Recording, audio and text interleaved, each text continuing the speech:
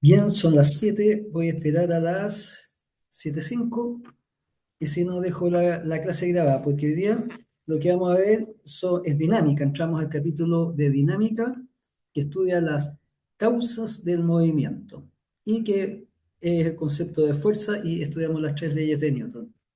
Eso, pero voy a esperar a 7:05, si no dejo grabada la clase. Bien, voy a grabar la clase. Entonces, como dije al comienzo, en la sesión de hoy vamos a estudiar el concepto de fuerza, que es lo que causa el movimiento y se reduce a las tres leyes de Newton, que son leyes del universo, leyes físicas. Entonces, voy a compartir mi PC, para lo cual voy a dejar de compartir aquí el video. Ahí ya creo que no se ve el video y voy a compartir la pantalla, toda la pantalla. Se supone que ya se está compartiendo. Lo bueno cuando hay estudiantes es que yo me puedo comunicar y sé que están andando bien las cosas. Aquí tengo que tener cuidado de no equivocarme. Pero bueno, esperemos que no nos tendría que ser muy leso para equivocarme. Ahora ya está a la altura del partido, ¿no? Bien, vamos a cerrar aquí. Entonces vamos a poner la sesión de hoy, que es 21, viernes 21 de noviembre, y que sería la semana 7. Entonces, lo que vamos a estudiar es dinámica, que es las causas del movimiento. Las pruebas las voy a corregir el fin de semana, así que no las tengo hoy día, porque, bueno, te llaman así nada, semana nomás. Entonces, lo que vamos a estudiar es dinámica. Y la dinámica estudia las causas del movimiento. Causas del movimiento. Hasta el momento nosotros simplemente lo hemos descrito, hemos introducido algunos parámetros como el de trayectoria, velocidad y aceleración, para describir el movimiento. Pero hay distintos tipos de movimiento. Hemos visto movimiento en línea recta, movimientos parabólicos, como el de un proyectil, movimientos circulares, como un motor o una rueda. Hay movimientos helicoidales en forma de hélice, ¿no? Como una partícula cargada en un campo magnético, las auroras australes aquí en la Antártica chilena. Las partículas provenientes del Sol caen hacia el polo sur, en una trayectoria helicoidal. Y bueno, y la causa del movimiento es la idea de fuerza. Idea de fuerza es el concepto que nosotros entendemos por fuerza. ¿Qué entendemos por fuerza? Empujar algo, empujar, levantar un objeto, tirar de una cuerda, tirar con una cuerda, ¿eh? Sostener un peso, tener un peso. ¿Mm? O sea, nuestra idea intuitiva. Fuerza, vamos a tener la idea intuitiva que todos tenemos. Y la fuerza, además, que es una cantidad vectorial, porque tiene dirección, porque si tenemos una caja, aquí, yo puedo empujar la caja en esa dirección, por ejemplo, ejercer una fuerza en esa dirección, ¿no? Puede ejercer, entonces es un vector, las fuerzas son vectores. Entonces, como es un vector, la vamos a representar con la letra F, que indica fuerza, y le vamos a poner las flechitas, son vectores, ¿eh? Porque este señor puede empujar para ahí, para arriba, pero uno podría empujar hacia abajo. O sea, si alguien se para aquí arriba, ejerce su peso hacia abajo. Entonces la fuerza puede tener en cualquier dirección. ¿Mm? O podría empujar en este sentido, también otra fuerza. Entonces las fuerzas tienen dirección, son cantidades vectoriales y uno puede empujar más fuerte o menos fuerte y por lo tanto tiene una magnitud que es con la que vamos a medir. Normalmente la magnitud de las fuerzas en el sistema técnico, que el que usamos habitualmente, que no es el sistema internacional, la magnitud de la fuerza se miden en kilos peso, o simplemente kp, que es el peso de una masa de 1 kilo. Peso en la tierra de una masa de 1 kilo. Ese es el kilo peso. ¿Cuánto pesa una masa, 1 kilo de pan, 1 kilo de arroz? Ese. Entonces uno va y compra 1 kilo de manzana o un saco de 5 kilos de carbono o de 20 kilos, en fin, un balón de gas de 11 kilos o uno pesa 70 kilos. Entonces se mide en kilos pesos, que es equivalente al peso de una masa 1 kilo, que 1 kilo, como se usa como referencia, 1 litro de agua.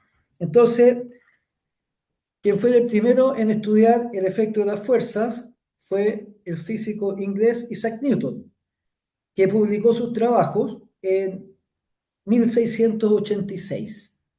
Entonces, Isaac Newton, inglés, publicó en 1686 un libro que es uno de los libros más importantes de Occidente, junto con la Biblia, que se llama Los Principios Matemáticos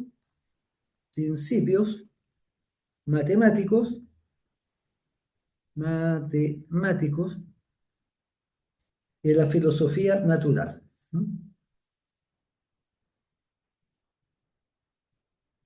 Así se llama. Ahora está escrito en latín, porque en la época de Newton la ciencia se escribía en latín, así como actualmente los trabajos se publican en inglés, en la época de Newton se publicaba en latín. Entonces se llaman, y como la gente acorta, en lugar de decir los principios matemáticos de filosofía natural, se le llama así, los principios de Newton. Principias, de latín. Siempre estos principios. Y los principios matemáticos, en la época de Newton, no existía la ciencia como tal, como es ahora. Entonces era la filosofía natural, la rama de la filosofía. Ustedes saben que la filosofía es el estudio del conocimiento, está por sobre la ciencia, la religión. Y en aquella época era la rama que se dedicaba a estudiar la naturaleza. Entonces la ciencia en la época de Newton era la filosofía natural.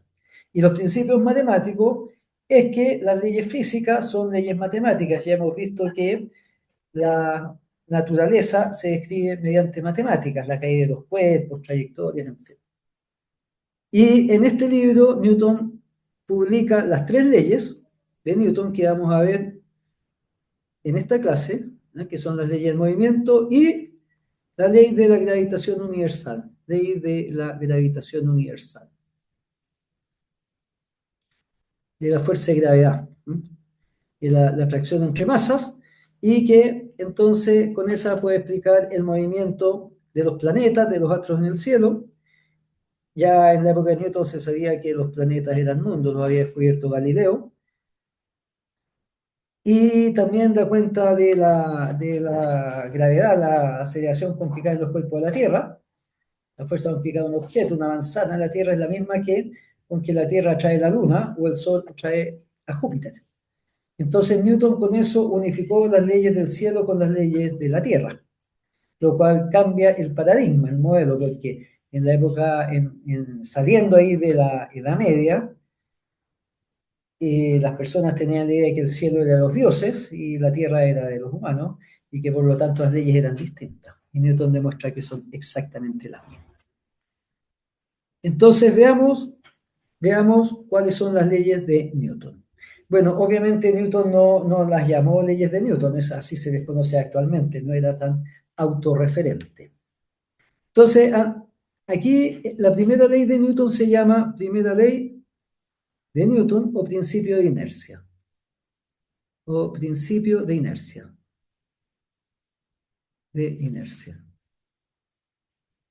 Los principios en física son el equivalente a los axiomas de la matemática. El universo está hecho de una manera y uno lo asume así. Es como un axioma cuando dicen que por un punto no tiene dimensiones, por ejemplo. Un axioma se acepta. Y los principios es porque el mundo está hecho de tal o cual forma y uno tiene que aceptar. Entonces, la primera ley de Newton, el principio de inercia, dice lo siguiente. Dice, estas son las leyes físicas, las leyes que rigen el universo. Y nosotros las tenemos en nuestro ADN, porque somos seres del universo. Y vamos a ver que las tenemos tanto que cuando no se cumplen nos produce miedo, porque sabemos que se tienen que cumplir. Las leyes del universo no son como las leyes del humano, que yo en la noche en el auto me ponen luz roja, puedo mirar para los lados, o me pueden asaltar y paso la luz roja. Sí, esto no sé si se hace, pero por mucho que salte no voy a llegar a la luna a un salto porque no voy a romper la ley de gravedad. Y todos lo sabemos, y si me vieran saltar y eyectarme y levantarme por los cielos hacia la luna, quedarían todos aterrados, porque todos sabemos que eso no pasa. Entonces, la primera ley se llama principio de inercia. Entonces dice, la inercia es la tendencia de los cuerpos con masa, ¿no? Con masa, pues entendamos que tienen masa, a mantener su estado de movimiento, tener su estado de movimiento, ¿no? Entonces, o sea, es decir, su velocidad constante, es decir, su velocidad constante, su velocidad, aquí estoy hablando de velocidad, o sea, del vector, no rapidez, vector. Vamos a 20 kilómetros por hora hacia el oeste. ¿Qué dirección? Su velocidad vector constante.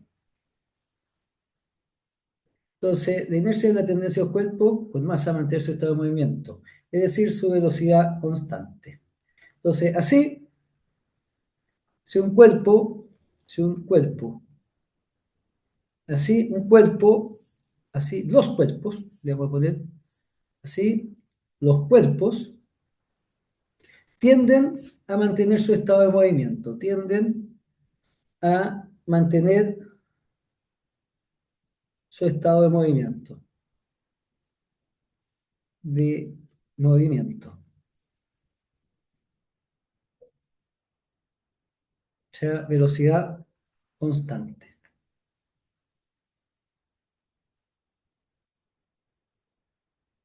O sea, lo que implica, o sea, esto es moverse en línea recta, ¿cierto? Para mantener la velocidad constante tiene que moverse en línea recta para que no cambie el vector con rapidez, o sea, la magnitud constante. Rapidez constante. En caso que el cuerpo esté en reposo, ¿cierto? En caso de un cuerpo en reposo,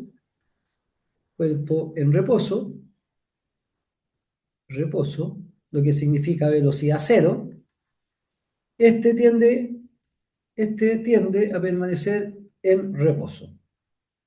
A permanecer en reposo. Esa es la inercia. Entonces, la inercia es la tendencia que tienen los cuerpos a mantener su estado de movimiento, o sea, su velocidad vector constante. Por lo tanto, como dice la inercia a su velocidad constante, entonces si un cuerpo se está moviendo con una cierta velocidad, bueno, la inercia significa que tiende a mantener la dirección del movimiento y la rapidez constante. Ahora, si el cuerpo está en reposo, su velocidad es cero y va a continuar en reposo. ¿Se fijan? Ahora, la inercia uno la ve en el vuelito, pues cuando alguien va, por ejemplo, cuando uno lanza o va un chico así en un skate, por ejemplo, ¿ah? El vuelito usa la ley de inercia, pues, cuando uno va con el vuelito, o en bicicleta, por ejemplo, cuando uno pedalea y después se deja llevar ahí por la bicicleta, también es el vuelito, o cuando uno chutea una pelota así de un puntete y la pelota se mueve, eso es la inercia. Y la inercia es la que causa los accidentes, pues. La inercia implica los accidentes de auto. Eso, la inercia implica los accidentes. ¿Por qué? Porque nosotros vemos en un bus, por ejemplo, lo vimos cuando estudiamos proyectiles, cuando el bus va a 50 kilómetros por hora, todo va adentro a 50 kilómetros por hora, visto por alguien que esté aquí en la calle. Entonces, ¿qué pasa? Si el bus frena, estas personas por inercia tienden a salir eyectadas. Y en los automóviles, cuando llevan objetos sueltos, por ejemplo, atrás, y va manejando y la persona frena, los objetos salen disparados y pueden producir golpes, en fin, la gente se estrella contra los vidrios, eso es por inercia. O lo mismo cuando alguien está parado así en una micro o en un auto, en una micro, en un metro, no sé dónde quieran, y parte y uno por inercia tiende a mantenerse en reposo, entonces uno tiende a caerse. Ese es el principio de inercia, que lo vemos a diario en estas cosas, cuando uno lanza un objeto, en fin. Y de hecho, para nosotros es habitual esta ley de inercia, po. La manejamos siempre. De hecho, nosotros vamos en la Tierra, si este es nuestro planeta, nosotros vamos como a 30 kilómetros por segundo a través del espacio, girando en torno del Sol, ¿ah? La órbita. Y no nos damos cuenta de que vamos todos, igual que cuando vamos arriba de micro, todos a esa velocidad, que es muy superior a la velocidad del sonido. Entonces, esta sería la primera ley de Newton, el principio de inercia, que es una propiedad del espacio. Y es bastante importante la inercia, más allá que esta tendencia, porque de hecho es parte de la teoría de la relatividad de inercia. Y el principio de Mach, un filósofo, que tiende a explicar la inercia como el efecto de todo el universo en conjunto, que todo el universo en conjunto, el efecto de todos los planetas es la inercia. Y que si uno estuviera quieto y moviera el universo en sentido opuesto, sería lo mismo a que si uno se moviera respecto al universo. Y eso sienta las bases para la relatividad general, principio de Mach. Bueno, pero nos vamos a meter en ese tema. Y ahora vamos a ver la segunda ley de Newton. Entonces, ¿qué es lo que cambia el estado de movimiento? Es la fuerza. O sea, la fuerza implica cambiar la velocidad, cambiar el estado de movimiento de un cuerpo. De movimiento de un cuerpo. De un cuerpo. Y en efecto, porque si yo tengo una pelota y el suelo está detenida, su velocidad es cero y va a seguir detenida. Pero ¿cuándo se va a mover? Cuando alguien la chutee. Si alguien la chutea, una fuerza de B va a pasar a una B distinta de cero y va a salir disparada. Entonces, estaba quieta, pasó a moverse. O equivalentemente, puede venir la pelota viajando con una cierta velocidad y el arquero va a saltar y la va a atrapar. Y entonces, al atraparla, va a quedar con velocidad cero. O sea, pasa aquí de velocidad distinta de cero a velocidad cero porque la atrapa el arquero. Pero para atraparle al arquero, tiene que ejercer una fuerza. Entonces, las fuerzas son las que cambian la velocidad. Sí, solo sí, la velocidad. Entonces, veamos cómo es la segunda ley de Newton, o ley de fuerza también se conoce como ley de fuerza. Entendiendo siempre la fuerza, un empujón, nuestra idea intuitiva. Entonces veamos cómo es. Supongamos que tenemos un cuerpo y nosotros le aplicamos una fuerza. Lo empujamos, lo chuteamos, le aplicamos una fuerza. Entonces, el efecto que produce esa fuerza es cambiar la velocidad, genera un cambio en la velocidad. O sea, por el efecto de actuar la fuerza, la velocidad final va a ser distinta de la velocidad inicial. Eso va a ser distinto de cero. Y si la fuerza es grande, el cambio de velocidad va a ser grande. ¿Por qué? Porque si yo voy a chutear una pelota y quiero hacer un gol, la voy a chutear lo más fuerte que pueda para que de cero pase a la mayor velocidad posible y supere el arco. Ahora, si yo estoy jugando con un niñito chiquitito de 3 años, le voy a chutear despacito para que él pueda chutear la pelota. También no va a sacar tapar el cabrón chico. Entonces, a mayor fuerza, mayor va a ser el cambio de velocidad. Lo mismo si viene la pelota muy rápido, al arquero le va a costar más frenarla que si viene lento. Ahora también se puede fiar, porque si viene la pelota en esta dirección y le ejercen la fuerza en esa dirección, la empuja, la pelota va a salir disparada en esa dirección. ¿Se fijan? Se desvía de la trayectoria. Entonces lo que hace la fuerza genera un cambio de velocidad, a mayor fuerza, mayor cambio de velocidad. Por lo tanto, podemos decir que la fuerza es proporcional al cambio de velocidad. Eso significa proporcional. Ese pescadito, esa letra alfa, es proporcional. Si estamos medios olvidados de las razones y proporciones, proporcional, le vamos a poner aquí como nota, sobre proporcional. Se dice que dos cantidades, una cantidad y es proporcional a una cantidad x, si cuando y crece, cuando x crece, y crece. Y si cuando x disminuye, y disminuye. Y, esto es importante, si cuando x vale 0, y también vale 0. Eso es proporcional. Si yo duplico x, el valor de y se va a duplicar. Por ejemplo, supongamos que tenemos una foto y yo la amplío al triple. ¿Ya? La misma foto la amplío al triple. Entonces, la imagen ampliada es proporcional a la imagen chica, porque todo va a ser el triple. ¿Se fijan? La distancia entre los ojos va a ser 3 veces aquí, el largo de la boca va a ser 3 veces el largo de la boca, el tamaño de la cabeza va a ser 3 veces, todo se hace el triple. Y si yo tomo esta foto y la reduzco a la mitad, la chico, todo se va a achicar a la mitad, la distancia entre los ojos, el largo de la boca. Eso es proporcional. O por ejemplo, imaginemos que vendo café en la universidad, tazas de café. Entonces mi dinero, el dinero con que yo me voy, mi ingreso de dinero sería proporcional al número de tazas vendidas. Porque si vendo hartas tazas de café vendidas. Si vendo muchas tazas de café, me voy a ir con mucha plata. Si vendo pocas, me voy con pocas. Si vendo el doble que ayer, me voy con el doble de plata. Y si vendo la mitad, me voy con la mitad. Y si no vendo nada, me voy a ir con 0 pesos. No gané. Eso es proporcional. Entonces podemos decir que la fuerza es proporcional al cambio de velocidad. Ahora también aquí entra la masa. La masa, entendiendo la masa como la cantidad de materia que tiene un cuerpo, cantidad de materia. Pensemos protones, neutrones y electrones, que tiene.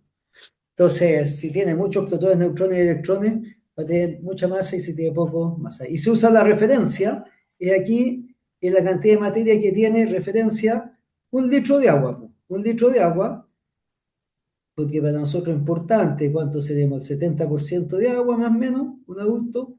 Entonces se toma 1 litro de agua y se mide, y a eso se le asocia la masa, se le asigna masa de 1 kilogramo.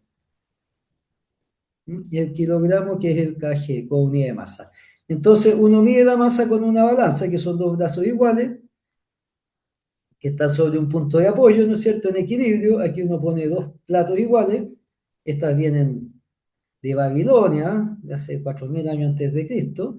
Y si yo quiero pesar aquí, no sé, por un conejo, yo veo cuántos litros de agua, voy poniendo 1, 2, 3 litros de agua, y diría que la masa de mi conejo es de 3 kilogramos, porque se equilibra con 3 litros de agua, tiene la misma cantidad de partículas. Entonces, en el caso de la fuerza también va a ser proporcional a la masa, porque si yo tengo un cuerpo de masa m, yo necesito más fuerza para moverlo, pues para generar el cambio de velocidad yo necesito más fuerza. O sea, empujar una pelota de ping-pong no me cuesta nada, pero empujar un camión me cuesta mucho. O detener un camión cargado con troco se necesita una fuerza enorme. Entonces yo también podría decir que la fuerza que necesito para mover un objeto va a ser proporcional a su masa. Si tengo el doble de masa, necesito el doble de fuerza. Y así se mide, por ejemplo, en los levantadores de pesa olímpicos. No es lo mismo levantar una pesa de 50 kilos que levantar una pesa de 100 kilos. Ante el doble de masa se requiere el doble de fuerza. Entonces, si hacemos un resumen, tenemos un cuerpo que tiene una cierta masa, una masa M. Yo le aplico una fuerza para moverlo. Esa fuerza va a generar un cambio de velocidad. Producto de esa fuerza puede cambiar la magnitud o la dirección de la velocidad o el sentido. Entonces la fuerza que yo le aplico es proporcional al cambio de velocidad, y también va a ser proporcional a la masa.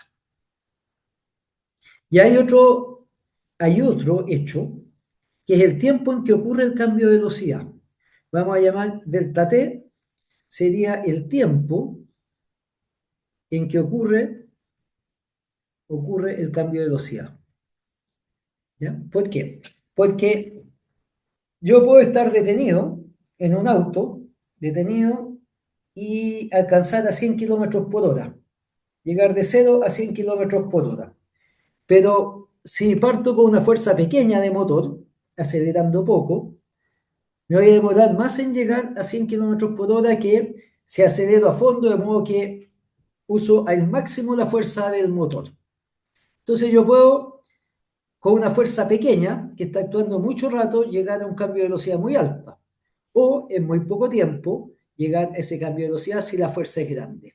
Entonces, mientras mayor es la fuerza, menor es el tiempo en que se produce el cambio de velocidad. O bien, si este tiempo en que ocurre el delta es muy grande, la fuerza es más chica. Entonces ahí uno dice que la fuerza es inversamente proporcional al tiempo en que ocurre ese cambio de velocidad.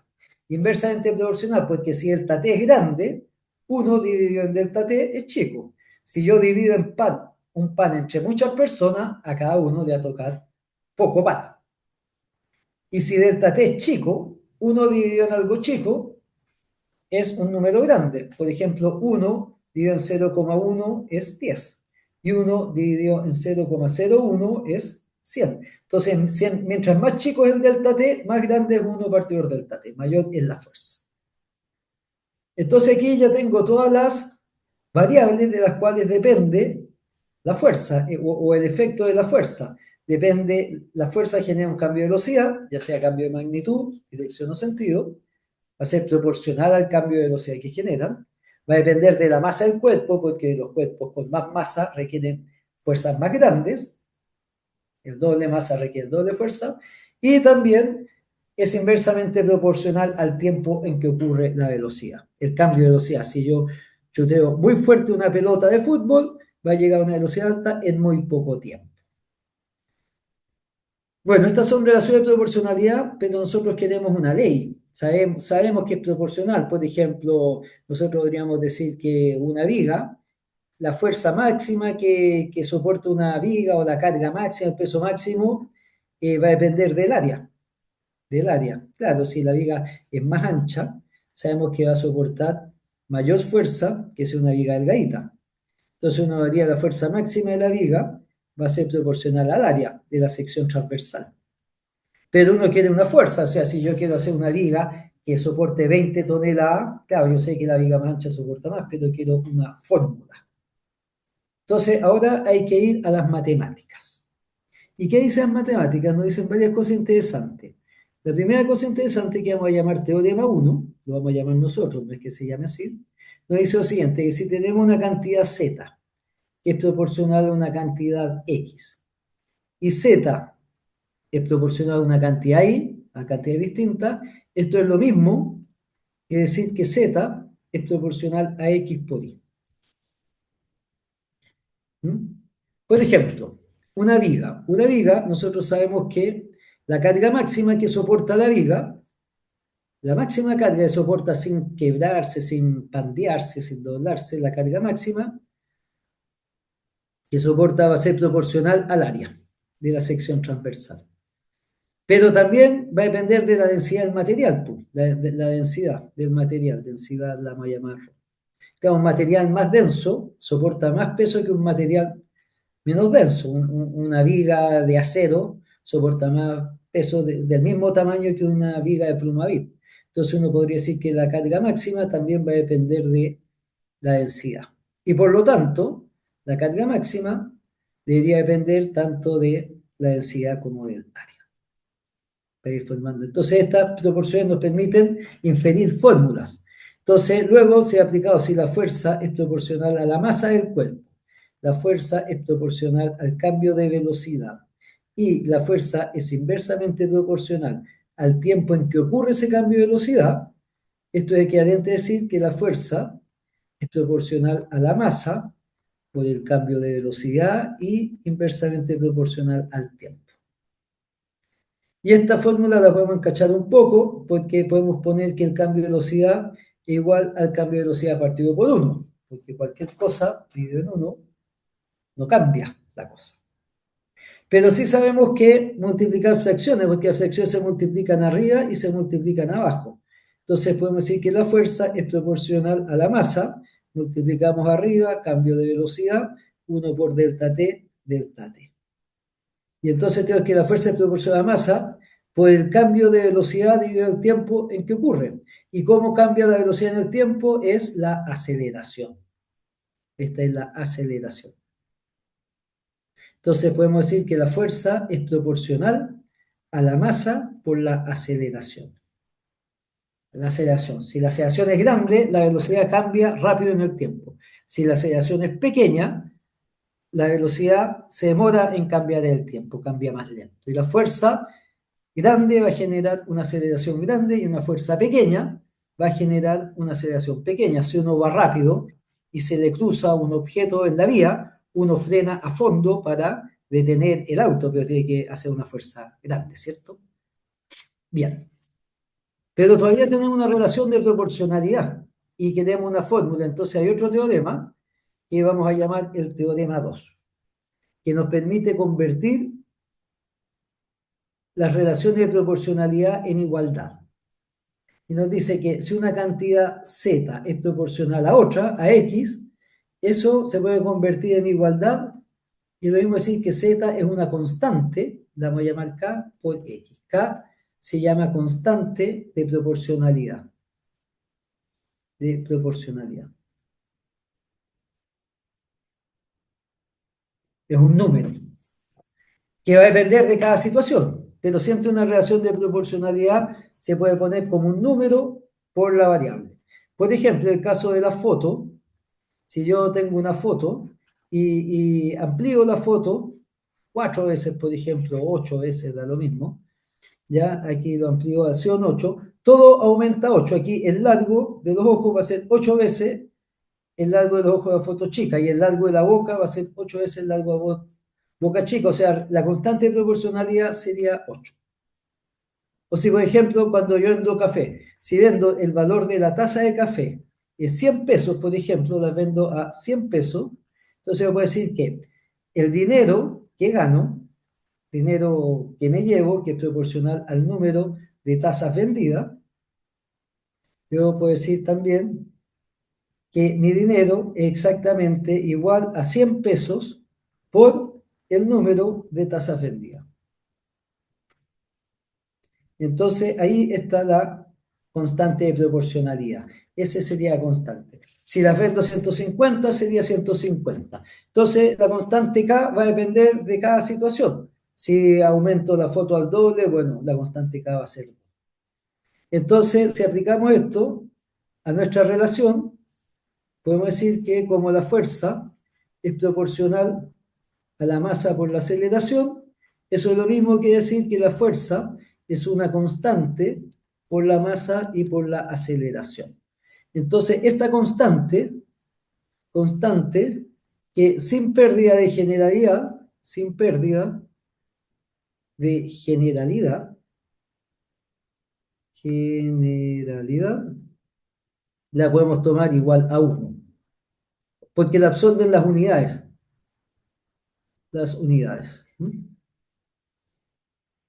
Y por lo tanto podemos escribir así, que la fuerza es igual a la masa por la aceleración. Y esto es la segunda ley de Newton. Esto, ¿a qué me refiero con que lo absorben las unidades? Pensemos que nosotros medimos la masa en kilo, que es lo que se mide en el sistema internacional. La aceleración se mide en metros partido por segundo al cuadrado. ¿Cuántos metros por segundo cambian? Y supongamos que esa constante fuera igual a 3. Entonces yo escribiría que fuerza es 3 veces la masa por la aceleración. Bueno, yo podría inventar el superkilo o el kilo prima, que lo defino como 3 kilos. Entonces, si yo defino que el kilo prima es 3 kilos y en lugar de medir las masas en kilos, las mido en kilo prima, entonces mi fuerza sería la masa medida en kilo prima por la aceleración. Y en ese sentido, la constante la absorbió mi unidad de masa. Esto lo puedo hacer al comienzo nomás, una vez, al definir la masa. Y eso se hizo, y por lo tanto, la segunda ley de Newton es que fuerza es igual a masa por aceleración. y ya se absorbió la unidad y la masa se mide en kilogramos, la aceleración se mide en metros por segundo al cuadrado y por lo tanto la unidad de fuerza va a ser una unidad derivada que va a ser kilogramo metro partido por segundo al cuadrado. Y esa unidad recibe un nombre y se llama Newton. Y se representa con la letra N. Entonces, las fuerzas en el sistema internacional se miden en Newton. Entonces, ¿cuánto vale un Newton? Bueno, un Newton es la fuerza, que a una masa de 1 kilo, a una masa de 1 kilo, le imprime una aceleración de 1 metro por segundo al cuadrado. Le imprime una aceleración de 1 metro partido por segundo al cuadrado. Porque en efecto, si yo tengo una masa de 1 kilo y le aplico una fuerza de 1 newton, la aceleración va a ser 1 metro partido por segundo al cuadrado, porque fuerza es masa por aceleración, o sea, 1 newton es 1 kilo por 1 metro partido por segundo al cuadrado.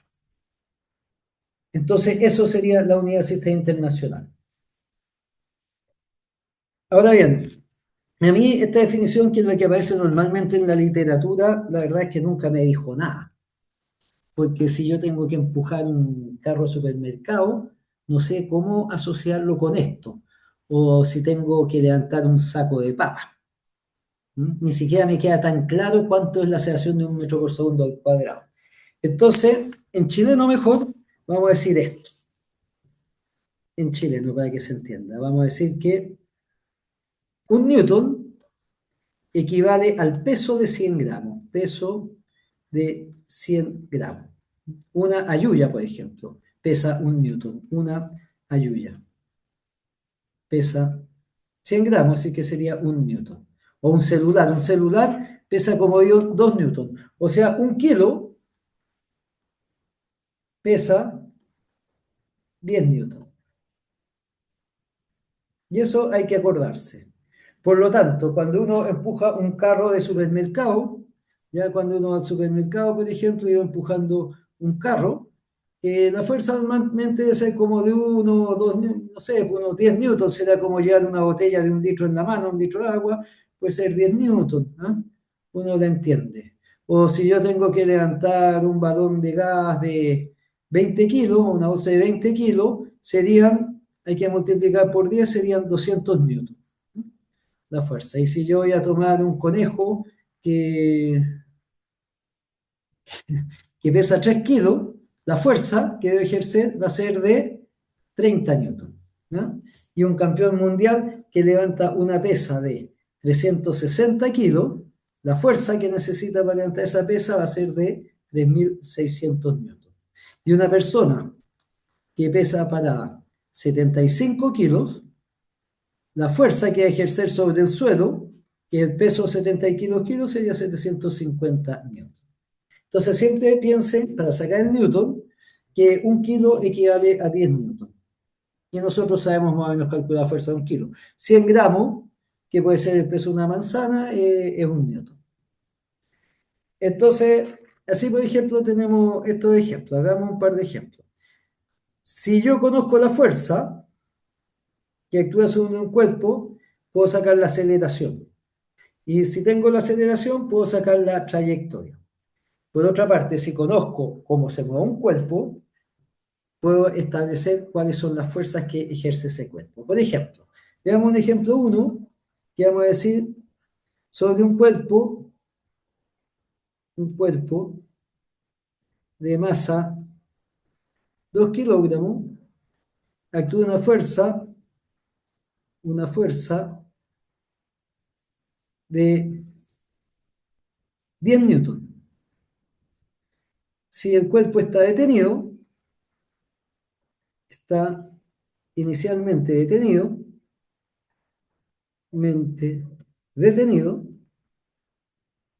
se pide. Se pide. Entonces, la parte A sería aceleración del cuerpo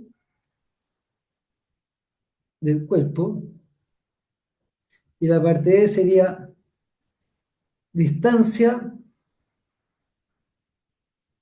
y rapidez del cuerpo tras 4 segundos de actuar la fuerza.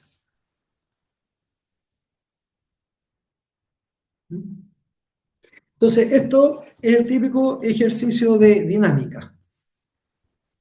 Bueno, en la clase de hoy vamos a ver las leyes de Newton. La clase que viene vamos a clasificar las fuerzas, que serían, yo lo vamos a dejar para la clase que viene. Hoy día solo nos vamos a centrar en las leyes de Newton para entenderlo bien. Y la clase que viene vamos a estudiar los tipos de fuerza, que serían fuerza de contacto, fuerza de acción a distancia y sus aplicaciones en ingeniería, como puede ser planos inclinados y poleas. Y en la subsiguiente entraríamos a energía, que serían los temas más fundamentales de este curso. Entonces, veamos cómo se aplica esto. Entonces, tenemos un cuerpo que tiene una masa de 2 kilos, le aplicamos una fuerza de 10 newton. Entonces, va a acelerar en la dirección de la fuerza, porque son paralelos, ¿cierto? La segunda ley dice que la fuerza es la masa por aceleración, es la ponderación del vector de aceleración. ¿Eh? La masa siempre es positiva.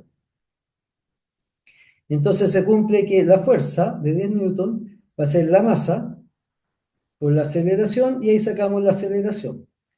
Sería 10 dividido en 2. Como todo está en unidades del sistema internacional, tiene que ser metros por segundo al cuadrado y por lo tanto la aceleración va a ser de 5 metros partido por segundo al cuadrado.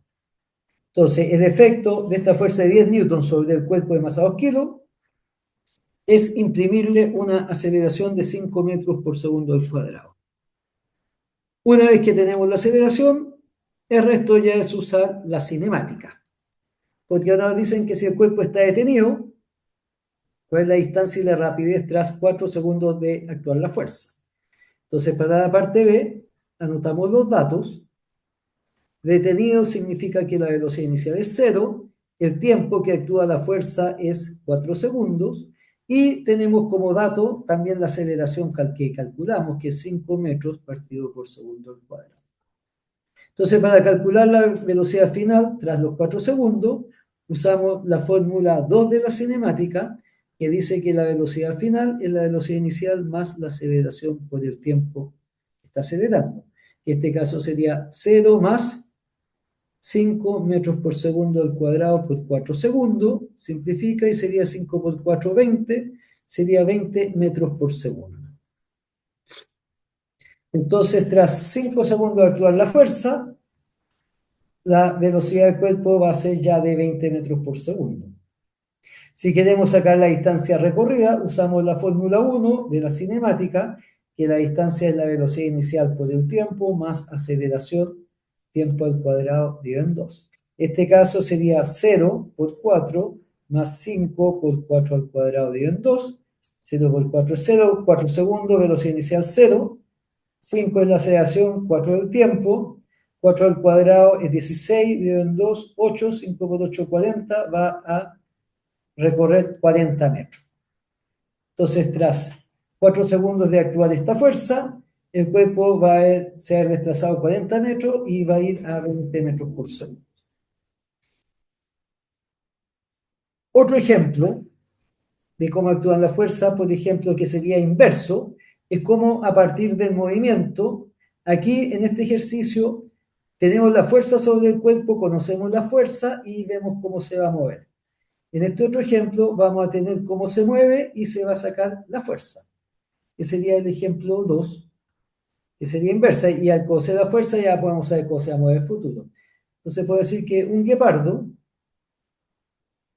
partiendo del reposo,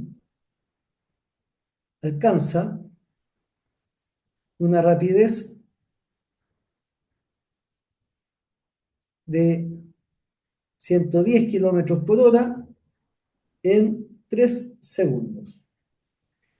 Si la masa del guepardo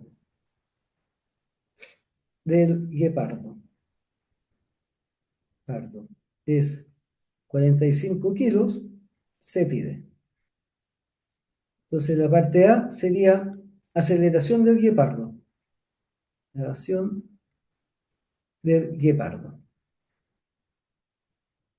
De fuerza que ejerce el guepardo con sus patas. Ejerce el guepardo pardo, con sus patas. 3, ABC, perdón, nuestra CC. Distancia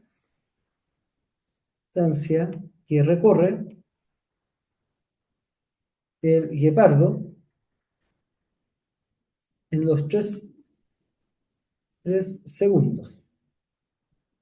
Y D, si el guepardo mantiene la rapidez de 110 kilómetros por hora por 4 segundos, o sea, tras los 3 segundos sigue corriendo 4 segundos, o sea, un total de 7 segundos, pues por 4 segundos más, vamos a poner, calcule la distancia total que recorre el guepardo desde que empieza a correr, distancia total que recorre el guepardo desde que comienza a correr. O sea, serían los 7 segundos. Esto es lo que uno ve. Esto se ve en la naturaleza. Uno ve esto en los guepardos. Ya, veamos cómo se hace. Bueno, el guepardo también se le llama chita. Guepardo o chita. Es un tigre así de África. Un felino. ¿eh?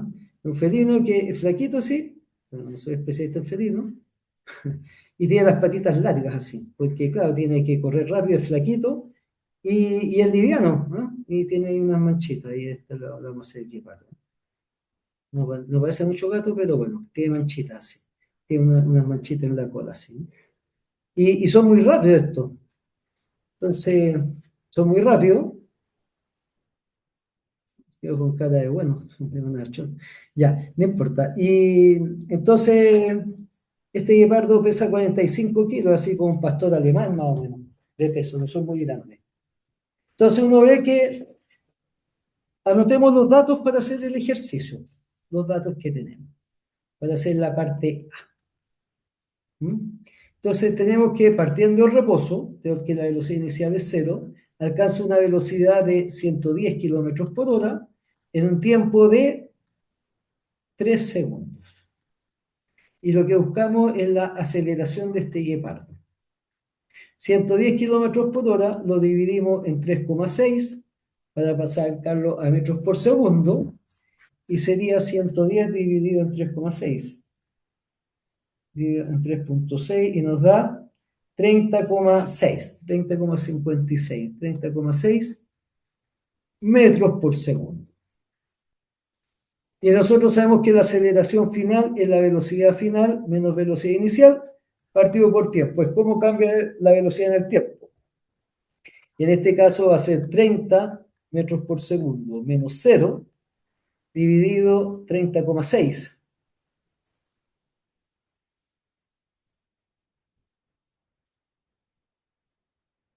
30,6 dijimos. Metros por segundo.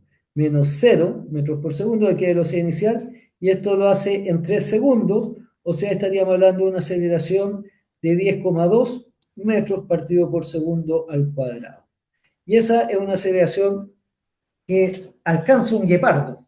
Fíjense que esa aceleración es mayor que la aceleración o comparable, yo diría más bien comparable, porque esto puede ser un poco más, un poco menos, a la aceleración de gravedad, a la aceleración con que caen los objetos, que es mucho mayor que la que tiene un auto de carrera, un Fórmula 1. Un Fórmula 1 debe llegar como hasta 9 metros por segundo al cuadrado. O sea, en una partida, el guepardo deja atrás al Fórmula 1.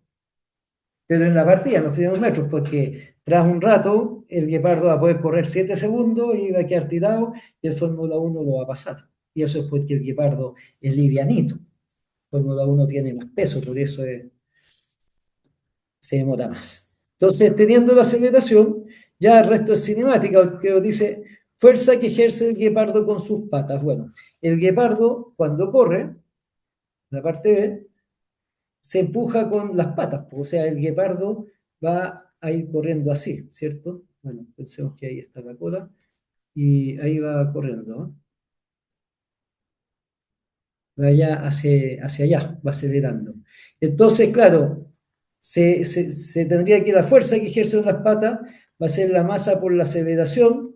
La aceleración era 10,2 metros por segundo al cuadrado por la masa 45 kilos, y eso sería 45 por 10,12, como 10 sería 459 newton.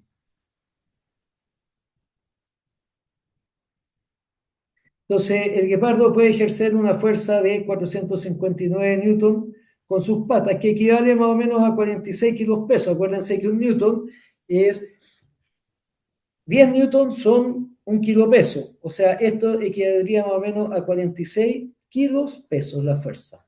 Ahora, piensen que el guepardo, además de empujarse con la fuerza de 46 kilos peso, tiene que sostener con las patas su peso, porque que son de 45 kilos peso.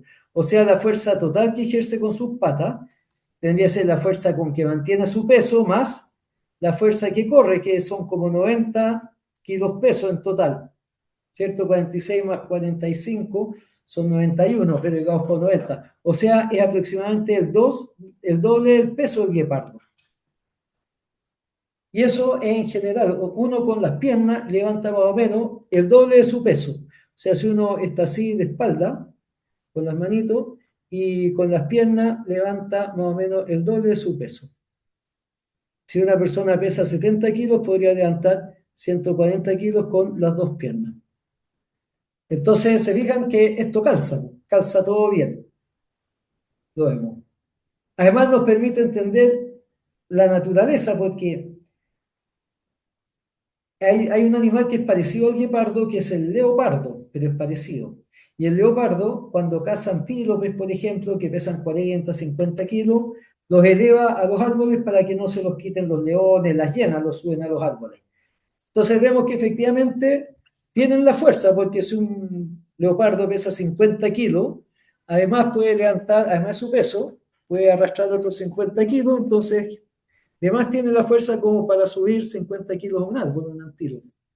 Entonces uno puede entender así el universo que rodea. Después nos dice la distancia que recorre el guepardo en los 3 segundos. Entonces, en caso C, la distancia que recorre en 3 segundos es lo que buscamos. Tenemos el tiempo, 3 segundos, tenemos la velocidad inicial, 0, y tenemos que la aceleración es 10,2 metros por segundo al cuadrado. Tenemos también la velocidad final del guepardo, que era 30,6 metros por segundo. Entonces podemos usar la Fórmula 1, porque la Fórmula 1 nos dice que cuando un cuerpo acelera, la distancia es la velocidad inicial, que en este caso sería 0 por los 3 segundos que está acelerando, más la aceleración, que es 10,2 por el tiempo al cuadrado dividido en 2. Entonces la distancia que recorre en los 3 primeros segundos sería 10,2 por 9 dividido en 2, y eso nos da 45,9, o sea, 46 metros. O sea, en 3 segundos, que es pin 1, pin 2, pin 3, este guepardo recorre media cuadra. Son rápidos. Después nos dice la pregunta, si el guepardo mantiene la rapidez de 110 km por hora por 4 segundos más, ¿cuál es la distancia que recorre? Claro, veamos a ver si la ve. Claro, partió el guepardo aquí corriendo y si esta es la distancia que recorre, alcanza a recorrer 46 metros los recorre en 3 segundos. Tenía aquí la velocidad inicial 0 y aquí cuando llega a los 46 metros va a 30,6 metros por segundo. Pero aquí en este rango llega la aceleración de 10,2 metros partido por segundo al cuadrado. Pero aquí corre por 4 segundos más con velocidad constante. Porque no sigue aumentando la velocidad, pues ahí mantiene la velocidad. Y ¿y por qué 4 segundos? Porque piensen que están en África ardiente, pues con el sol arriba pegando como diablo, 40 grados, 45 grados, y la temperatura a los guepardos se les dispara. La temperatura les sube como a 40 grados, más de 40 grados. Entonces, si siguieran corriendo, se mueren. Entonces, si no atrapan la presa en estos 7 segundos, ya no la atraparon nomás. Quedan tirados, jadeando en el suelo ahí, y esperando a recuperarse para ver si cazan otra presa. Entonces, veamos. Entonces, veamos qué distancia recorre. En este caso, como la aceleración es cero, la distancia en el primer tramo, en este tramo la vamos a llamar distancia 1, es 46 metros. En el segundo tramo, la distancia 2, va a ser la velocidad por el tiempo que corre, que lleva velocidad constante. Entonces, aquí es 30,6 metros por segundo por 4 segundos, porque la aceleración es cero. Entonces, sería velocidad inicial por tiempo.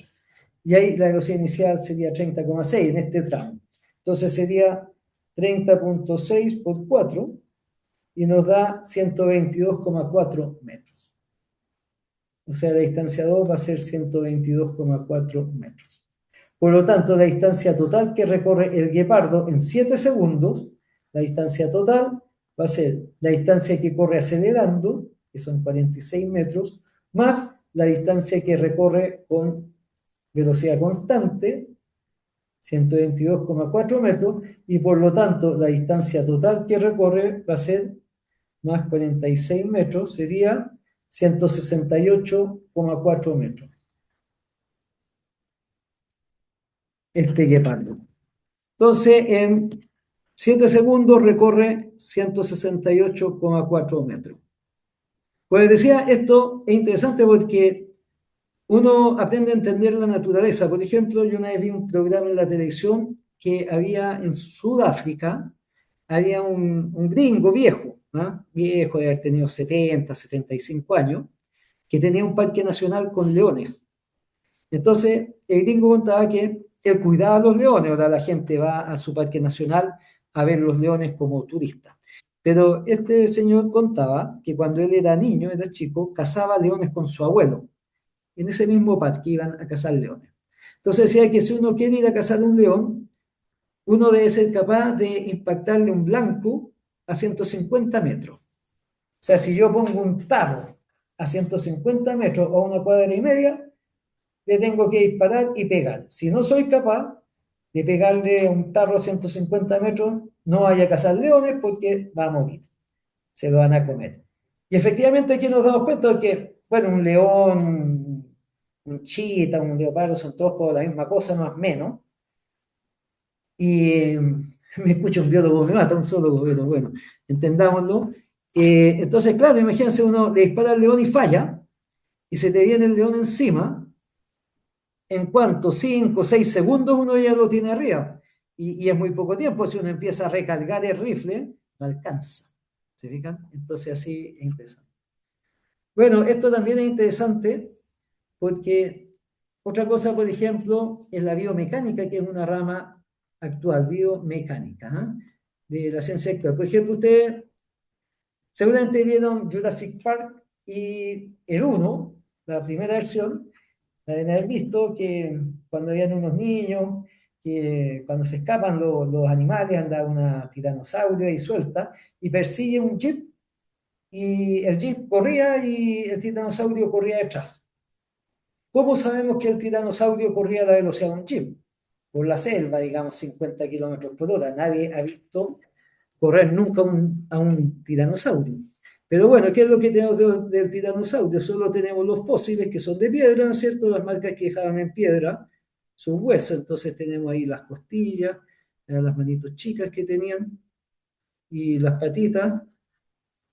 Eso es lo que tenemos y la cola.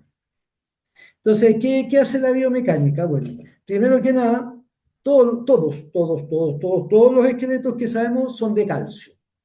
Entonces nosotros sabemos que ese esqueleto tenía que ser de calcio porque no se ha encontrado ningún esqueleto de ningún animal que no sea de calcio. Entonces, ¿qué hacen los científicos? Cubren este con piel, pero no así al vacío. Ellos saben los músculos, por las cavidades, ¿ah? Conocen eso. A veces uno ve en las redes sociales que dicen que les ponen así con una piel al vacío. No, no, no, no. Saben, aquí los llenan con músculo, le ponen ojitos ahí al tiranosaurio. Claro, nadie sabe si tenía orejas de conejo o no, pero, o si tenía colita, no sé, pues, pero básicamente, excepto algunos detalles, se puede saber más o menos cómo era el tiranosaurio en vida. ¿Ah? Y como se saben los músculos, bueno, uno al ponerle masa puede tener la masa del tiranosaurio, saber la masa, y al saber los músculos que tenían estos músculos, bueno, uno puede comparar con los músculos de un cocodrilo, de un lagarto o de un águila, ¿no es cierto? Estos son más emparentados con los pájaros. Entonces uno podría saber la fuerza, porque la fuerza va a depender del ancho del músculo. Principalmente cuando tenemos un músculo, la fuerza depende del ancho, de esta área. Todos esos músculos cuando la gente hace fuerza se enhanchan, no se alargan. Entonces, como pueden saber los músculos, pueden sacar la fuerza, pueden calcular la masa y pueden calcular la aceleración con que corrían estos animales. Hay programas, estos programas los hacen en computación biomecánica y los ponen a prueba, pongámosle, por un esqueleto de un avestruz. Agarran el esqueleto de un avestruz, lo rellenan de músculo, calculan las fuerzas que tienen, cómo corren y efectivamente resulta que los modelos computacionales nos dicen que la avestruz tiene que correr, no sé, a 70 kilómetros por hora y es la velocidad que corre una avestruz en el África. Entonces, a partir de estos resultados, por ejemplo, se sabe que el tiranosaurio podía correr a 50 kilómetros por hora. Entonces, a partir de las características del cuerpo, uno puede saber las características del movimiento. Otra forma de aplicar la segunda ley de Newton es, por ejemplo, en los planetas en torno al Sol, uno sabe cómo se mueven, cómo se mueve Saturno, cómo se mueve la Tierra, Júpiter. Entonces uno puede conocer la fuerza con que el Sol atrae los planetas, que es la fuerza de gravedad, que es lo que hizo Newton. Entonces, si yo conozco la fuerza, por ejemplo, y veo un cometa que se aproxima hacia el Sol, yo al conocer la fuerza puedo sacar la aceleración y puedo sacar la trayectoria del cometa y saber dónde va a estar en un momento dado, dónde va a estar el cometa, cuándo va a pasar cerca del Sol y cuándo se va a alejar. Entonces uno dice, miren, este cometa se descubrió en enero, pero sabemos que en septiembre va a ser visible desde la Tierra. Y claro, aquí está la Tierra orbitando y sabemos las posiciones y en septiembre va a ser visible porque sabemos dónde va a estar. Y de esa manera es como opera la segunda ley de Newton en la práctica y cómo se aplica en ingeniería. Bien, son las 8:08, nos queda la tercera ley de Newton. Vamos a hacer un descansito, no sé si se ha juntado algo, unos 10 minutitos y vamos a dejar de compartir ahora. Dejé de compartir, parece. Ya, vamos a hacer un break de 10 minutos y luego volvemos a ver la tercera ley de Newton, que a mi parecer es la más espiritual de las leyes. Ahí vamos a ver por qué. ¿Ya? Entonces le voy a poner aquí la pausa y volvemos en 10 minutos. Son las 8:10 a las 8:20. ¿Ya? Voy a poner aquí, vamos a poner en pantalla, vamos a poner, a ver, espérense, quiero poner la pizarra. Yo tengo una pizarra aquí, así que la estoy buscando. Herramientas de aprendizaje. Aquí tengo mi pizarra. Entonces voy a poner que volvemos. Ya, pizarra.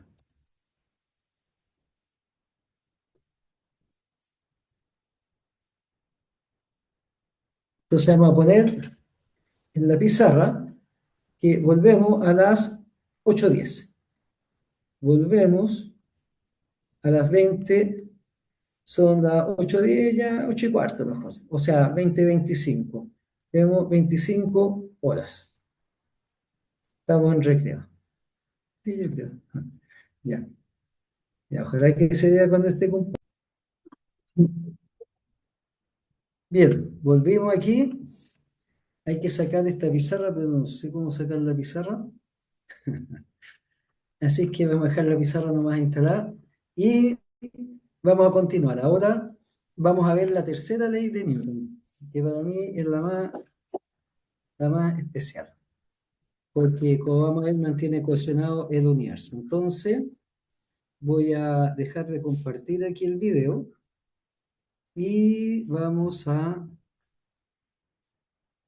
compartir la pantalla. Entonces, toda la pantalla, compartir. Y ahora se supone que se está viendo la pantalla y que estamos grabando, a ver, déjenme ver si se está grabando. Vamos a volver aquí. Entonces veamos ahora la tercera ley de Newton. Entonces, tercera ley de Newton, o principio de acción y reacción, así se llama, principio de acción y reacción, acción y reacción. La tercera ley. Entonces vamos a correr este título para acá y lo vamos a subrayar. Entonces, ¿qué dice la tercera ley de Newton? Dice lo siguiente: imaginemos que, no sé si alguna vez han jugado fútbol a patapela, vamos a tener la pelota aquí y ustedes van a chutear la pelota y le van a dar un puntete. Entonces, ¿qué pasa? Dice, ustedes le aplican una fuerza aquí a la pelota. Le ejercen una fuerza, la chutean con una cierta magnitud. Y les duele el pie. ¿Por qué les duele el pie? Porque la pelota va a actuar con ustedes con una fuerza en sentido opuesto. Si a mí me duele el pie cuando yo golpeo la pelota, es que la pelota me ejerce una fuerza a mí también sobre el pie. Y esto es en general. Lo mismo pasa si yo doy un cabezazo contra la pared, le pego un cabezazo contra la pared, pensemos aquí, hay un cabezazo así contra una pared. Lo que me va a pasar es que yo le pego a la pared con la cabeza, entonces le ejercer una fuerza a la pared. Voy a poner en rojo la fuerza, mejor. Le ejercer una fuerza a la pared. Entonces empujo la pared aquí con una cierta fuerza y me duele la cabeza porque la pared me ejerce una fuerza sobre mi cabeza. Si le doy un cabezazo fuerte, puedo quedar hasta aturdido porque la fuerza que me va a dar, que me ejerce en la pared, va a ser muy fuerte.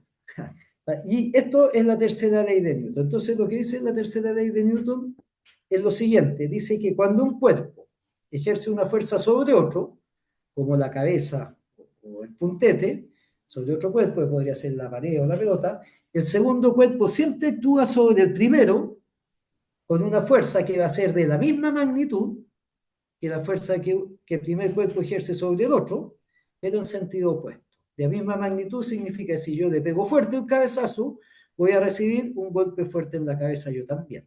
Y si se lo pego despacito, lo voy a recibir despacito. Entonces, eso es lo que plantea la tercera ley. Entonces dice lo siguiente, dice, cuando un cuerpo, cuando, la tercera ley, un cuerpo actúa sobre otro con una cierta fuerza, el segundo cuerpo,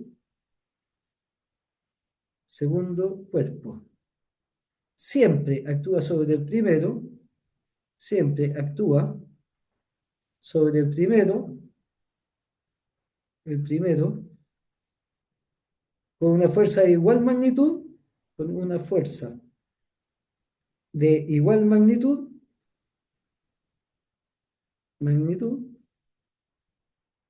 pero en sentido contrario. Pero en sentido contrario. Contrario. ¿Ah? Entonces, las fuerzas siempre actúan en pares, porque el que aplica y el que recibe. Entonces, luego, las fuerzas siempre actúan en pares. Fuerzas siempre actúan en pares. En pares. Llamados, y se llaman pares de acción y reacción. Pares de acción y reacción. Y reacción. Y eso es con la fuerza. Entonces, ¿cómo sería esto? Pensemos que tenemos un cuerpo A y un cuerpo B. Un cuerpo A y tenemos aquí un cuerpo B. Y el cuerpo A ejerce una fuerza sobre el cuerpo B. Entonces, el cuerpo A le ejerce una fuerza que la vamos a llamar FAB. Entonces, esta FAB es la fuerza que ejerce el cuerpo A, fuerza que ejerce A sobre B. ¿Mm? Y por lo tanto, por la tercera ley de Newton, entonces el cuerpo B va a ejercer sobre A una fuerza que vamos a llamar FBA. Entonces, FBA va a ser la fuerza que ejerce B sobre A. Y se cumple entonces, se cumple lo siguiente, que FAB es igual a menos FBA. O sea, es la misma fuerza, pero en sentido contrario. O, lo que es lo mismo, FAB más FBA es cero. Entonces, cuando las fuerzas se aplican sobre cuerpos distintos, se van a acelerar, porque hay una fuerza y va a ser. Pero cuando las fuerzas se aplican sobre el mismo cuerpo, se anulan y no pasa nada. Este segundo caso corresponde, por ejemplo, a una persona que para levantarse se trata de apoyar sobre su hombro, apoyar sobre su hombro. Entonces se ejerce una fuerza para abajo, una fuerza para arriba y se van a anular y queda donde está mismo, porque las fuerzas se anulan. ¿Se fijan? Vamos a hacer. Entonces, esa es la tercera ley de Newton. Y estos pares de fuerza, el par de fuerzas, que sería el par FAB,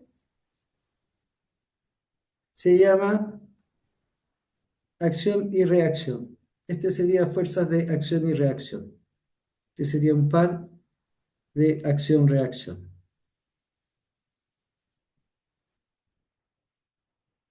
Y es siempre así. Entonces, veamos, por ejemplo, ahora aparece esta consulta, esta duda que aparece así. Por ejemplo, tenemos aquí el planeta Tierra. Esta es la Tierra. ¿Ah? Y aquí tenemos una manzana, por ejemplo, una manzana, ahí está la hojita. Cuando uno suelta la manzana sobre la Tierra, la manzana cae hacia la Tierra acelerando, por lo tanto es atraída con el peso. ¿Ah? El peso, este es el peso, vamos a poner. Todavía no vamos a ver eso. Cae hacia allá el peso.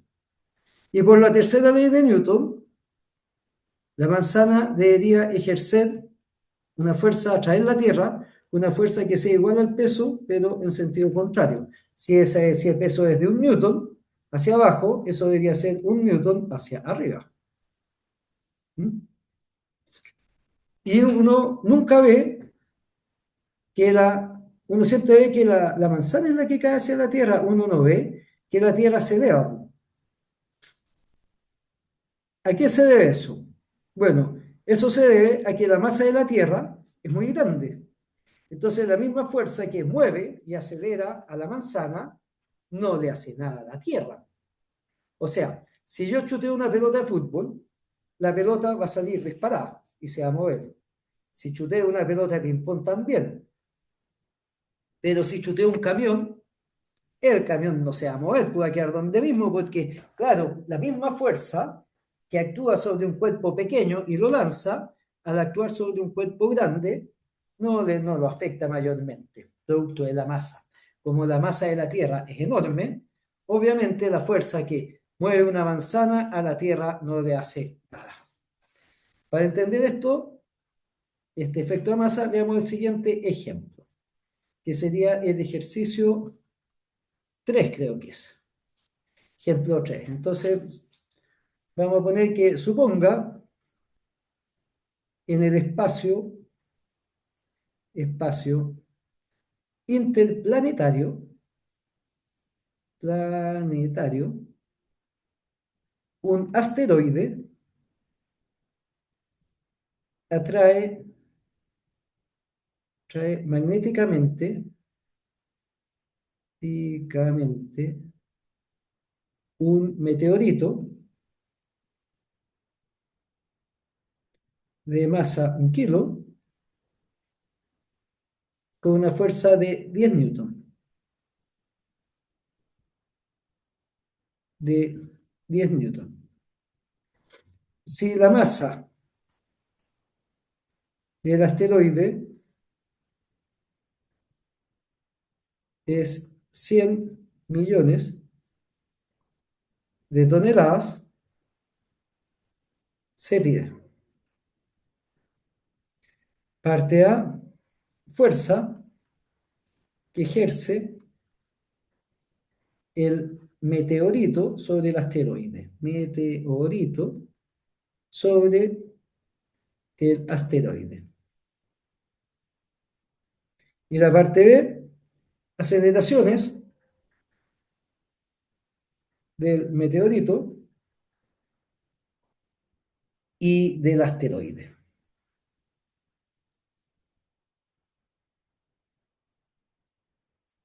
Ya, veamos qué es esto. No sé si ustedes leyeron el libro El Principito de Saint-Exupéry. ¿Eh? Principito, un niñito que vive en un asteroide. ¿Eh? Esto es como el asteroide. Bueno, ¿qué son los asteroides? Aquí, si tenemos el sistema solar, este es el Sol, aquí está Mercurio, ¿cierto? Venus, Tierra, ahí estamos nosotros, con la Luna. Por aquí está Marte, este es Marte, ¿cierto? Aquí está Júpiter, está más lejos Júpiter, que tiene esa mancha grande, este es el gigante. Por aquí está Saturno. Bueno, entre Marte y Júpiter está el cinturón de asteroides, que son como meteoritos gigantes, son como planetas enanos, digamos. ¿Ah? Ahí están. Este es el cordón de asteroides que rodea el Sol. Este es un planeta que debió haberse formado, pero por la gravedad de Júpiter, como es muy grande Júpiter, no lo dejó que se formara. Entonces no se pudo formar y están todos los fragmentos ahí flotando. De hecho, el fragmento más grande es considerado un planeta enano, como Plutón, que sería Ceres, ¿no? El asteroide más grande. Los asteroides son grandes, son como planetitas enanos, son como satélites, no son como meteoritos. Un meteorito es como una piedra. Puede ser una piedra del porte de una montaña, la que extinguió a los dinosaurios hace 65 millones de años. Se calcula que era un meteorito del porte del, del Everest, ¿no? La montaña más alta, 10 kilómetros, que impactó a 20 kilómetros por segundo, claro. Pero los asteroides son grandes. ¿Eh? Le contaba porque el libro El Principito es un niñito que vive en un asteroide. Entonces, bueno, este asteroide, 100 millones de toneladas, es un asteroide chico. ¿Ah? Un asteroide podría ser un meteorito también, porque piensen que un portaaviones debe tener más o menos una masa así. Los portaaviones más grandes son gigantes. Entonces están en la zona interplanetaria y vamos a suponer que aquí tenemos un asteroide, el asteroide, y aquí está el meteorito. Los meteoritos son piedritas. Y es atraído con una fuerza de 10 newton hacia el asteroide. Entonces, por acción y reacción, la fuerza, si el asteroide ejerce una fuerza de 10 newton sobre el meteorito, entonces el meteorito va a ejercer una fuerza de 10 newton en sentido opuesto, va para el otro lado sobre el asteroide. Y los dos se atraen, por eso los imanes se atraen o se repelen mutuamente. Y uno no sale persiguiendo al otro. Por si acaso, las estrellas fugaces que uno ve en la noche y que uno piensa que son meteoritos, la verdad es que las estrellas fugaces no son meteoritos, ¿no? Como la gente cree. Las estrellas fugaces son como granitos de arena de los que uno encuentra en la playa, así es chiquitito. Pero entran muy rápido a la atmósfera de la Tierra, entran a una altura como de 200 kilómetros más o menos, pero pueden entrar a 10, 20 kilómetros por segundo. Entonces, al entrar en la atmósfera con el roce, con las capas de atmósfera alta, que no es tanto como aquí abajo, dejan una estela de iones, se funden y dejan las marquitas que uno ve, pues las estrellas fugaces, pero son como granitos de arena, así cuando usted está en la playa y entierran la mano en la arena y la sacan y está llena de chispitas, así son esos meteoritos. Los meteoritos son mucho más grandes, son como piedritas, pero normalmente no llegan a la Tierra tampoco, rara vez llega, porque cuando entra un meteorito en la atmósfera, el roce con la atmósfera calienta la parte frontal a miles de grados y la parte de atrás está a cientos de grados bajo cero, puede estar a 200 grados bajo cero cuando entran. Entonces esa diferencia de temperatura, porque al calentarse la parte de delante se dilata, la parte de atrás se congela, se quiebra. Es como echarle agua caliente a un vaso de vidrio, se quiebra. Entonces normalmente los meteoritos se desintegran y se funden y desaparecen en el espacio. A menos que sean muy grandes y algunos fragmentos llegan a la Tierra, pero es poco usual. La atmósfera nos protege. Al día entra mucha basura, o sea, llamémosle basura, que no es basura. También entra basura en el espacio que está lleno, pero entran meteoritos, de estos micrometeoritos que son estas estrellas fugaces, en fin. Bien, entonces tenemos eso. Entonces los dos van a generar 10 newton. Veamos ahora la parte B, la aceleración de cada uno. Entonces este es el asteroide, y este es el meteorito. Son 10 newton hacia acá y 10 newton hacia acá. Bueno, la aceleración, este tiene 1 kilo y este tiene 100 millones, o sea, 10 elevado a 8 kilos. 100 millones de toneladas, perdón, de toneladas, 10 elevado a 8 toneladas. Una tonelada son 1000 kilos, así que sería 10 elevado a 8 por 10 elevado a 3 kilos, que sería 10 elevado a 11 kilos. Esa es la masa del asteroide. Y les digo, este es un asteroide enano. Y este es 1 kilo, o sea, no se comparan con la Tierra. Entonces, la aceleración del meteorito va a ser la fuerza que actúa sobre el meteorito dividida por la masa, y eso nos da 10 metros partido por segundo al cuadrado. O sea, es parecida a G, a la aceleración de gravedad, si ustedes se fijan. Entonces, uno diría que el meteorito se lanza igual que si soltáramos un cuerpo. En un segundo, este meteorito va a recorrer 5 metros en un segundo. Es igual que si uno soltara una piedra por la ventana, pues va a ir muy rápido. Veamos la aceleración del asteroide ahora, pues. La aceleración del asteroide va a ser la fuerza, que sería 10 newton, dividida por la masa, que son 10 elevado a 11 kilos. Entonces eso va a ser 10 a la menos 10 metros partido por segundo al cuadrado.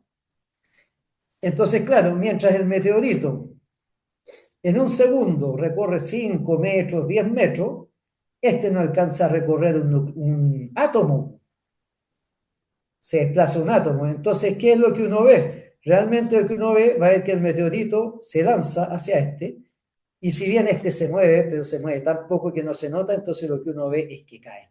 Y por eso, en la superficie de la Tierra, cuando estamos parados en la superficie de la Tierra y soltamos un objeto, nosotros vemos que el objeto cae, no vemos que la Tierra sube.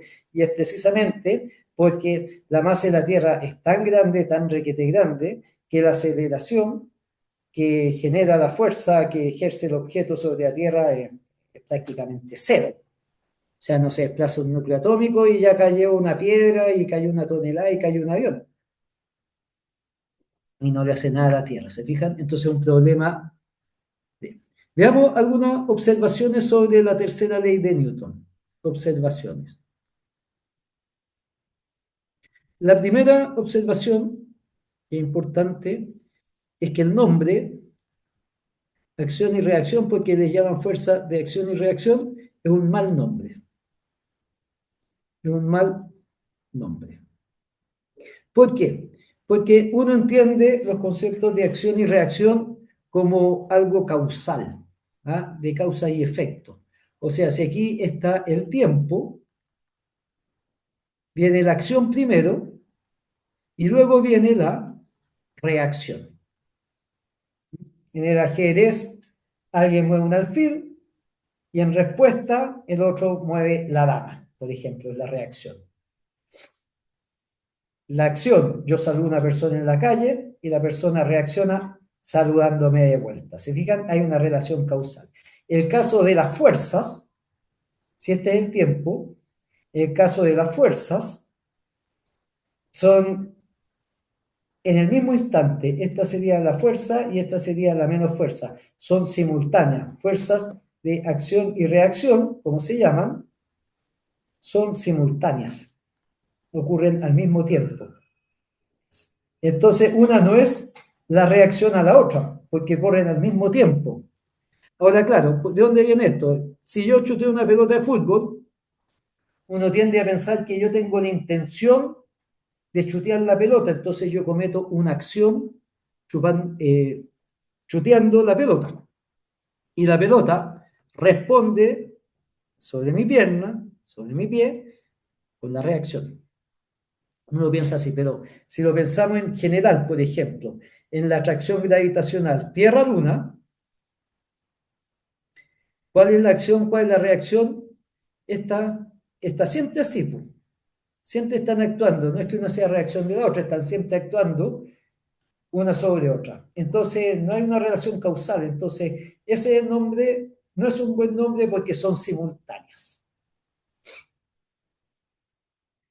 Eso es por una parte. Veamos una segunda consecuencia, que la fuerza de acción y reacción, la tercera ley de Newton, no tiene significado, podríamos decir religioso. ¿Por qué? ¿A qué me explico? Estas son fuerzas. Si un imán atrae un clavo con una fuerza de un newton, el clavo a su vez atrae al imán con una fuerza de un newton y los dos se atraen entre sí. Son fuerzas. Si yo empujo una pared, la pared responde sobre mí ejerciendo una fuerza que se opone a aquello de amor. A veces hay gente que interpreta, le da un significado místico a esta ley. Entonces dicen, mira, si hasta la física lo predice, si uno hace la ley del karma, si uno hace bien, va a recibir bien, y si hace mal, va a recibir mal. O no escupas al cielo porque te va a caer de vuelta la escupa. Esto no tiene nada que ver con bien, mal, moral, ética, ¿no? Es un tema físico que no hace ninguna alusión a atributos morales de ninguna naturaleza, solamente se refiere a la fuerza, a la forma en que interactúan los objetos en el espacio. Ahora, sí, a mí me parece que sí, la consecuencia que podríamos decir que es espiritual, por así decir, a mí me parece más holística, más esotérica, es que la tercera ley de Newton mantiene cohesionado el universo. Tercera ley de Newton mantiene cohesionado el universo. Cohesionado el universo. ¿En qué sentido lo mantiene cohesionado? Que somos todos universo, todos somos parte del universo. Y el universo sabe que nosotros estamos aquí y nosotros sabemos que estamos allá. Por ejemplo, ¿a qué me refiero con esto? Y esto sí, a mí me parece que es listo. Imaginen que ustedes salen en la noche y miran la luna en el espacio. Ahí está la luna y la miran. Si ustedes ven la luna, es porque la luna, de alguna manera, ejerció una fuerza algo, una interacción sobre nuestros ojos que nos permite que la veamos. Entonces la luna ejerce una fuerza sobre nosotros. Y por acción y reacción, si la luna ejerce una fuerza sobre nosotros, nosotros vamos a ejercer una fuerza sobre la luna. Y por lo tanto, la luna va a recibir la fuerza que ejercemos nosotros y también va a saber que nosotros estamos. Entonces, si la luna sabe que nosotros estamos, nosotros sabemos que la luna está. Y así somos todos parte del todo. ¿Se fijan? Entonces, cuando ustedes salgan y miren las estrellas, o miren la luna, o miren el sol, no miren el sol porque pueden quedar ciegos, ellos también saben que nosotros estamos acá. Y eso sí, a mí me parece que es más espiritual, más esotérico, ¿eh? Que el universo sea todo parte de un todo. Ahora, claro, uno dice, bueno, pero es como si las estrellas están a 1000 años luz o 2000 años luz, las estrellas que observamos y la velocidad de la luz, ¿cómo sabe? Bueno, la estrella emite luz, que son fotones. Cuando emite el fotón empuja la estrella para atrás y cuando llega a nuestros ojos interactuamos con el fotón, ¿cierto? Y ahí están las reacciones, digamos. O sea, el fotón nos empuja para allá, pero al salir el fotón empuja para allá y estamos interactuando con una diferencia de 1000 años. Lo que hace es que nosotros interactuamos con el fotón, no directamente con la estrella, pero bueno, eso ya es otro cuento, pero así estamos todos cohesionados. Y eso es interesante. Es lo mismo que dicen los psiquiatras, que uno no puede no comunicarse con el entorno. Porque si yo no quiero comunicarme con el entorno y me doy vuelta contra la pared y miro la pared, con mi actitud les estoy comunicando que no me quiero comunicar. Entonces es imposible no comunicarse con las otras personas. Bueno, la tercera ley de Newton es lo mismo, es imposible que no nos comuniquemos con el resto del universo, estamos todos comunicados, somos todos universo y parte del universo. Y eso sí me parece que es algo muy bonito. Bien, lo que queda ahora sería lo que vamos a ver en la próxima clase. No voy a seguir porque si no sería demasiado, que vamos a ver la clasificación de las fuerzas. El próximo viernes vamos a ver cómo se clasifican las fuerzas. Y vamos a estudiar en base a esa clasificación la fuerza de gravedad, las fuerzas de contacto que son la normal y el roce, y vamos a hacer ejercicios, lo vamos a aplicar a las tensiones en cuerda y vamos a estudiar planos inclinados, las máquinas simples, que son las máquinas de la ingeniería, un principio básico de la ingeniería antigua, con la que se hicieron las pirámides y todo. Y vamos a ver, por ejemplo, cómo se hacían las pirámides, vamos a ver. Esa es la máquina simple, que es la que vamos a analizar a la luz de las leyes de Newton. Lo importante es lo que hace la ingeniería, pues vamos a ver cómo se hicieron las pirámides, por ejemplo. Y no se necesitan extraterrestres. Con la ingeniería de la Tierra nos alcanza, ¿eh? Alcanza. Lo que pasa es que la gente que no sabe física o no sabe matemática no entiende cómo se hacen las cosas. Y cuando no las entiende, se las atribuye a seres superiores, que pueden ser marcianos, pueden ser dioses. Pero cuando uno aprende, se da cuenta que no se necesita. Basta con lo que sabemos. Bien, entonces por hoy yo creo que hemos visto harto. Lo voy a dejar de cantar esta materia. Voy a volver aquí a... Aquí siempre me cuesta dejar de compartir. Siempre me cuesta volver a donde estamos. Bien, voy a parar aquí la clase porque avanzamos harto y me gustaría que repasaran bien este tema, porque es fundamental. Sobre esto concluimos el resto del curso. ¿Mm? Y luego vamos a ver una formulación alternativa y complementaria de la dinámica después de fuerza, que va a ser como en 2 semanas más, que es la formulación en base a energía, que es una cantidad escalar y por lo tanto es más fácil de traducir. Bien, muchachos, las pruebas se las voy a tener la próxima semana, así que ha sido un gusto como siempre, un abrazo, que pasen un buen fin de semana y nos vemos.